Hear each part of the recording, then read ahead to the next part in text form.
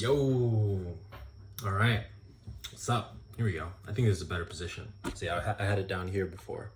I feel like that's not as good. This is better. This is way better. Yeah, I like that. Okay, all right. Hopefully it comes through well enough, the sound. I think so. I moved to like a quiet place. But yeah, cool, cool. Today, I was thinking, I was debating, right? I was like, well, because I had an idea. I had something. I was like, oh, I'm thinking about this. I was like, oh, maybe, I just felt like, oh, I haven't recorded anything in a while. I felt like I want to record something. I want to put something up, and I had some specific ideas, but I didn't take notes on it. I thought about it. See, I have a pen. I have my notepad right here. I was gonna take notes, but I haven't written anything down yet. So I'm still debating. If it doesn't turn into anything, then I'll probably just have to restart on this video and put some notes down. But we'll see. Maybe we don't need to. Maybe we can just go with what's happening. With what we're thinking about. Yeah, yeah. No, a little bit. We'll see. I don't know. Might be a little bit of different video than before. We can just be like hanging out, like that. Oh boy. Let's see. Well, so I'll just describe what I've been doing recently first. I'm in Japan right now. I'm in Tokyo area, in the countryside of Tokyo. I'm here surrounded by kind of like friends and stuff, staying at a guest house close by. Really great place. If nobody has been, this is the thing. People come to Tokyo and they haven't been to the countryside of Tokyo. Countryside is always better. I'm a countryside. I'm not a city boy, so of course I'm always gonna advocate for countryside.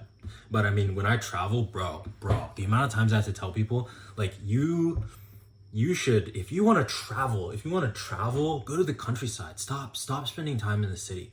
Like, I get it. If you're a tourist, fine. Like, I get it. You're a tourist. You want to go see all the big stuff that everyone always goes and sees. You want to see the tower, whatever. Those types of things. Fine. But I'm talking for travelers, right? For travelers, you have to go to the countryside. Bro, the countryside is a completely different thing. And the countryside shows you how people actually live, right? Not in the city. City, everyone's too busy. Especially in Japan, everyone's way too busy to like stop, slow down, and show you what it is. Like, what? Great question.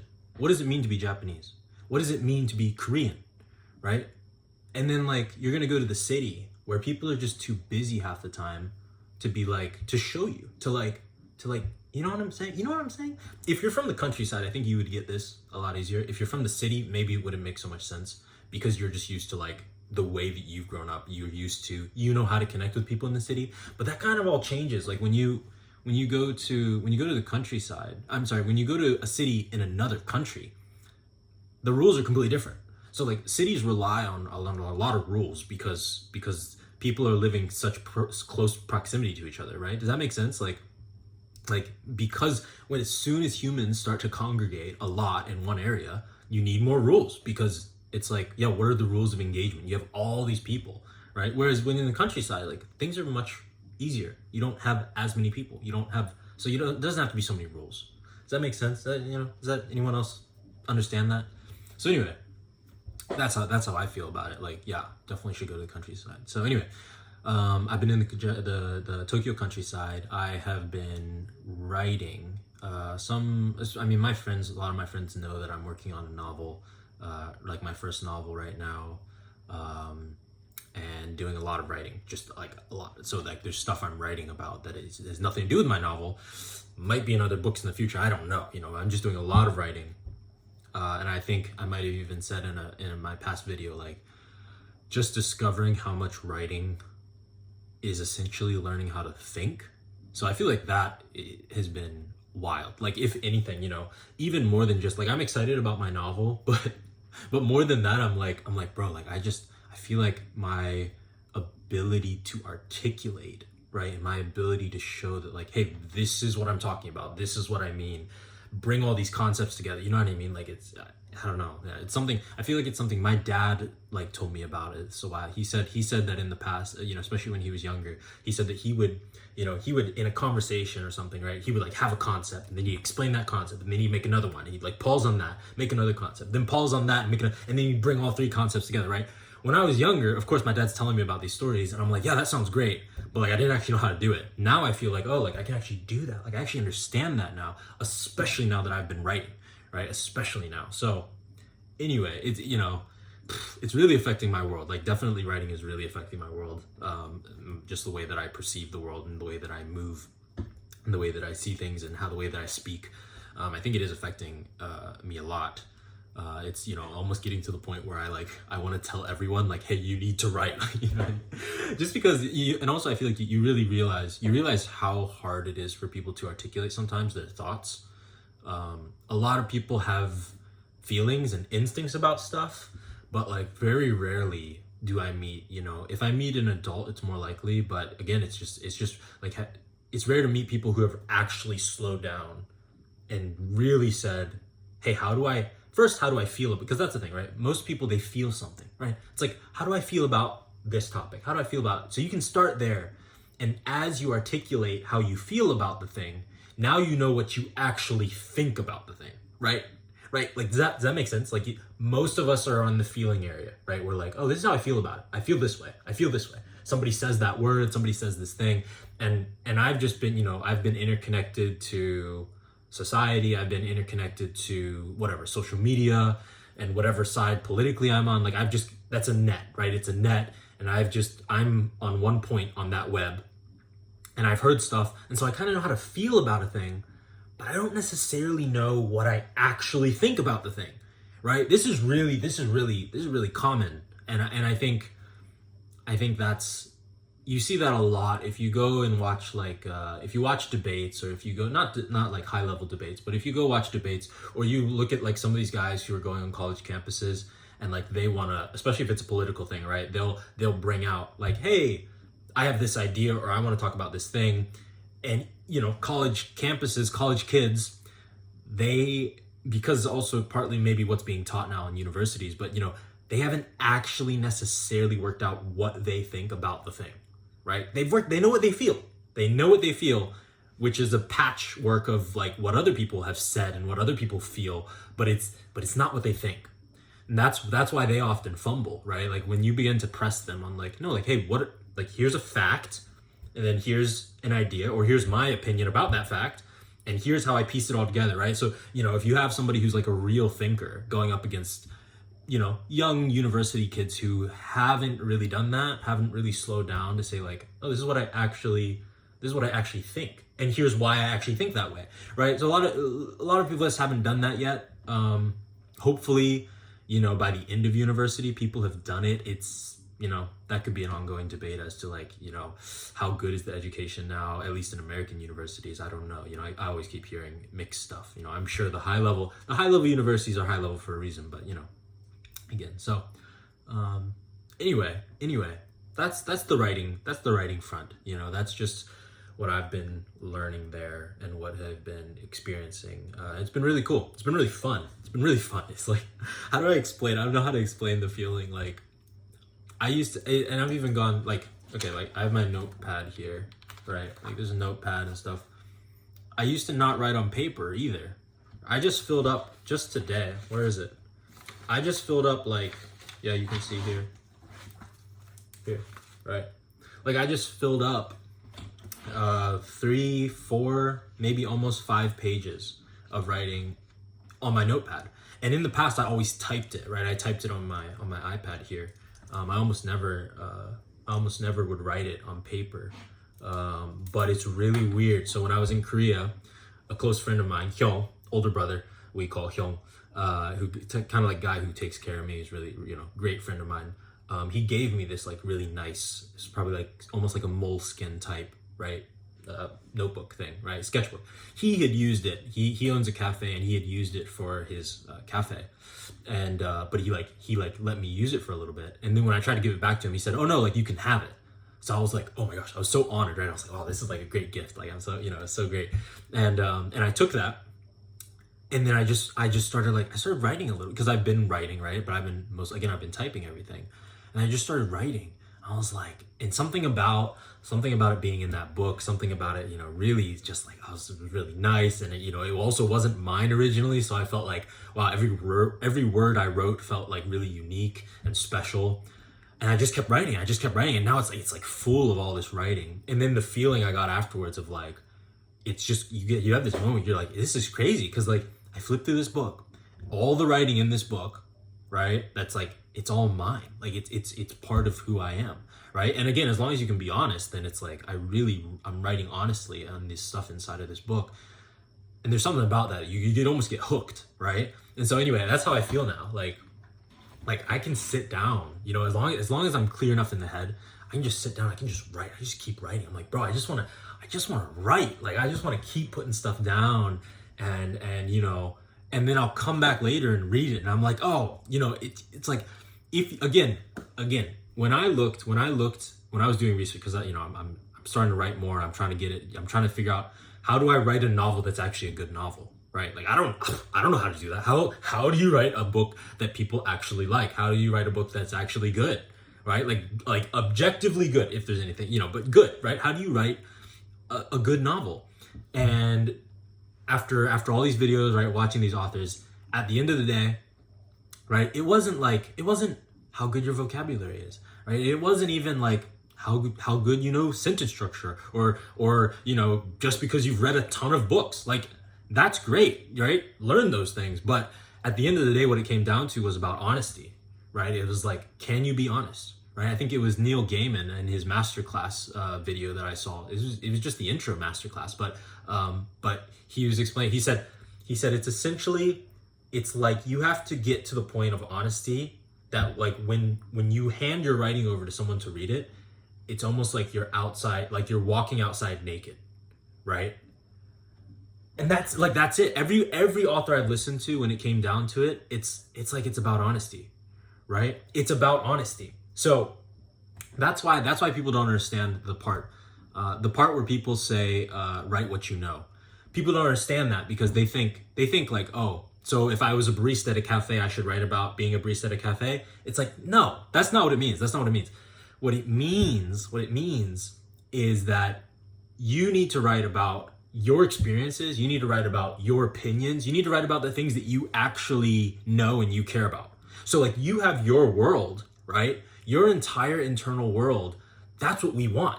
I want to be able to read a book and know from the book who you are as a person, right? That's what we care about.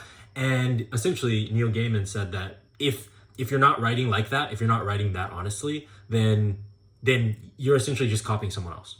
Right? So he's separating. He's saying like, there's you write from you, or that means if you're not writing from you, that means you're trying to write from somebody else. Because what else would you be writing from, right? Like, you'd just be writing from some gray space in between. It's like, well, no, of course not. Like, it's all about you. It's all about your experience. It's all about, right, you being able to say, hey, this is what I see in the world. This is my unique viewpoint of the world, right? And that's what we want. When we read books, we want to be able to get a new perspective on a thing, because we know we kind of know what our viewpoint is, right? Again, we know our opinion about it, whatever, like, but we want to be able to read a book and get from it something that we couldn't get from ourselves. Right? Does that make sense? Doesn't that make sense? So of course, that means that if I'm approaching this author and he's going to give me his book, the thing that I want, the number one thing I want is I want that hopefully he was honest. Because if he wasn't honest, that means that he's pretending. That means that he's trying to sound fancy or whatever. It's like no, like, I don't want that. I don't want to hear you pretending to be fancy or trying to project that you're some posh person or project that you're a gangster, whatever. I don't want you pretending. I want the real you. That's what I want, right? And it's so fundamental to writing that if you don't write like that, everyone can tell, right? And like, I've seen that now. Like, I mean, reading writing from friends or writing from other people nowadays, I can read a piece, especially if they're, you know, just starting out. I can tell where they haven't been honest. You know, I can tell where it's like, okay, you wrote a piece, but you didn't say anything. Like, you didn't actually say anything that actually mattered to you, right? And it's like, I hear professors talk like this too. It's really interesting because now, like, you know, finally I'm deep, you know, I've been writing since 2018, around 2017. You know, so now I've finally gotten into it enough where I can see that. You know, I heard professors, literature professors or whatever, I heard them say stuff like that. You know, I'm like, oh, and I just put it up to like, oh, because they're so good. It's like, well, yeah, it is because they're so good, but it's because they've read enough, and maybe they've also written enough to the point where they can tell when a person, right? You can feel it. And I think most people can, right? But obviously, the more you practice, the better you are at being able to detect, like, when was a person actually being honest and when were they not, right? When were they writing? And, I'm not sure. I think it'd be really hard to write like an actual full-length novel and not be honest, at least for part of that, right? I'm sure people do it, but I think after you've written a lot, it can end up happening anyway. So yeah. Anyway, that's an ongoing theory. That's an ongoing idea. Like, I have a friend of mine who wrote a book. She's from Malaysia, and she's a published author, and she wrote two books, I think, at least two books that were good size, and I bought her most recent one that she published. That might technically that's the first one that she's published on paper. So I got that book, and it was good. It was good. It was a good story. It was enjoyable. I could understand what she was liking. I understood kind of like, okay, I see why you wrote it, but it wasn't deep, right? And I don't think it was honest. I don't think I would put the label of honest on it, right? There was some part of it partly because I knew her too. I had talked with her for half a year or so. So because I kind of knew who she was, I could kind of see, okay, I see what you're doing. But again, it wasn't a novel. After I finished it, it wasn't a novel that I would mark as like, oh, this person was being honest, right? Now, here's the catch. Here's the thing that's really interesting. Only maybe like 5 months later, after she had published this book, she started working on this new piece, right? She started working on this new novel, like on a whim. Like I think there was some online challenge or something to work on this book. And she just started, she had a new concept, completely something she hadn't written before. It was more in the area of like futuristic sci-fi dystopian, right? So very different. Her first novel was like a Chinese fantasy, right? Very, very different. But she started working on this new novel, completely different. Like it was like I was reading from a different author, right? Like I kid you, it was good. It was good stuff, right? It was like Hunger Games level, right? Like Hunger Games was the first trilogy I ever finished, like actually got all the way through. I really liked the Hunger Games, and that was good writing. It was good writing. Obviously, a lot of people love the Hunger Games. Her writing of this next book was at that level. So again, like for me, really like how's that possible? But she had written 2 novels at that point, and especially the last one that she actually published, and she put a lot of time into, and it was fairly long. I think just the sheer amount of practicing, finally, after she finished that book and had some time to reflect on it, it was when the next one came that she started writing, and it was like, wow, like that's actually, there was something there. She was saying something in that one, right? And it got me excited, right? Because I was like, whoa, it's so cool to see that happen. And anyway, so that's what I focused on for the past 9, I've been traveling now for 9 months. And it was this year that I started honing in and say, okay, I'm going to work on this novel. I'm going to be, and the goal being honesty, right? Because that's everything that's the main thing that I kept hearing from all these great authors, these famous authors, all the ones that it just came down to honesty. It's about being honest. It's about being, and that's not easy, right? Don't get that twisted. Like someone might, oh, okay, so just be honest. It's like, wait, that's not as easy as you might think it is. Like, go ahead, like try as much as you can, but like, it can be pretty hard. It can be, I think people struggle with it. I think people really do struggle with it. It's not always easy, it's not easy. So, but again, go ahead and try, because you got to start somewhere. I think it's a really good idea. Practicing honesty is that's a great thing anyway. That's a virtue, right? It's a virtue to be able to be an honest person. And yeah. So anyway, that's been my world. Definitely been my world. A lot of, I could talk about writing for ages. It has been really fun to talk about writing with people.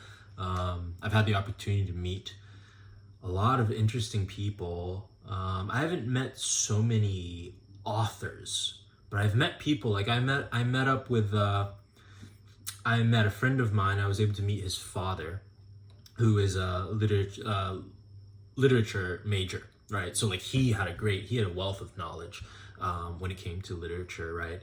And and something that stuck with me from him was that he was saying that what he said was, what was it? There's 3 different ways to read a piece of paper, like a piece of writing. That, from like just starting off with that, as soon as he started to say like there's 3 different ways to read a piece of writing, he had my attention, right? I'm like, okay, I just want to hear what you like. What do you like? Tell me. I gotta say, because like it's like, okay, and what was it? He said, okay, so the first one is, I'm probably gonna get the order wrong, but the first one is what the writing means to you, right? Like you read the piece and what do you feel from it? What does it mean to you? And then the second one, I think, is what did the author intend, right? What did the author intend? What were they trying to convey with their story? Again, because that's going to be that can be 2 very different things, right? What you get from the novel or the book can be very different from what the author necessarily intended for you to get from the book. And I mean, that's art in general, right? That's just art. Anytime you put art out there, a person is going to interpret it differently than how you interpret it, right? You might have made art, but like another person is going to come along and they see something completely different in that art. So that's part of the beauty in art, obviously, right? Then the third one, right? So it's what you saw in the art, then what the author intended in the art, and then I think the last one must have been like what is just the contents themselves, or like what is the story on its own, without the intention of the author and without your, how should you say, your subjective experiences painting so much upon the writing. I think that's what it was. I could be wrong, but I think that's what it was, I think it makes a lot of sense, right? I think that makes a lot of sense because you already know that, like, of course, your experience is going to paint a picture, right? Your experience is going to paint a picture of what's there.